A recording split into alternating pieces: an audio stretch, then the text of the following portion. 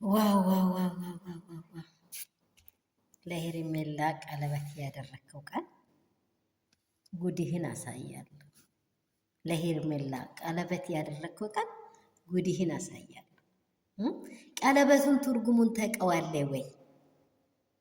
አንጀቴን ያራሰኝ። ዋው ዋው ዋው! እውነተኛ ወንድም እንደዚህ ነው። ቀለበቱን ትርጉም ታውቀዋለህ ወይ? ሩታን ትተህ ለሄርሜላ አደረግከው። አሁን ደግሞ መልሰይ ሌላውን ስታገባ ደግሞ ቀለበት እያደረገ እንደ አንተ ልንኖር ነው ወይ? ቀለበቱ ትርጉም ታውቀዋለህ ወይ እያለ ኤፍሬም ልቤን ነው በቃ እርክት ያደረገው። እውነት አንዳንድ ጊዜ አለማስተዋል ሰውን በጣም ይጎዳል። ወንድሞቹና እህቶቹን ቢሰማ ኖሮ አብራም እንደዚህ አይሆንም። ቀለበት ትርጉሙን ታውቀዋለህ? ቀለበት ለምን ይደረጋል? የሚደረገውስ ለምንድን ነው? ቀለበቱስ ምንድን ነው የሚጠቅመው? በጣም ይህን ኪዳን እኮ ነው ያሰርከው። ኪዳንህን እኮ ነው ያፈረስከው።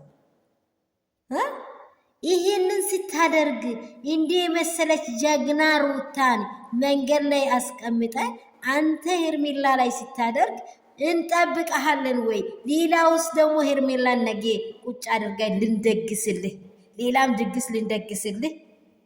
ዋው! ይሄንማ ኢኮኖሚ አጥፍ ብየዋለሁ እኔ። ትዳሩን አይደለም ኢኮኖሚ ማጥፊ ነው ይሄ ሰውዬው። አይገባውማ። ቀለበቱን ቢያውቀው ኖሮ ቀለበቱ ምን እንደሆነ ቢያውቅ ኖሮ መልሶ እያወለቀ አያረግም ነበር። አብርሽ እያወለቀ መልሶ አያረግም ነበር። ሲጀመር ቀለበት አይወለቅም። በቃ አይወለቅም። ይህንን ምስጢር የሚያውቅ ሰው ነው እንደዚህ ያለ ቃል የሚናገረው።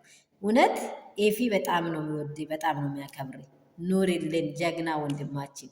ለወንድምህ ብቻ አይደለም የቆረቆረ፣ ለትውልድ ሁሉ ነው ያወራው።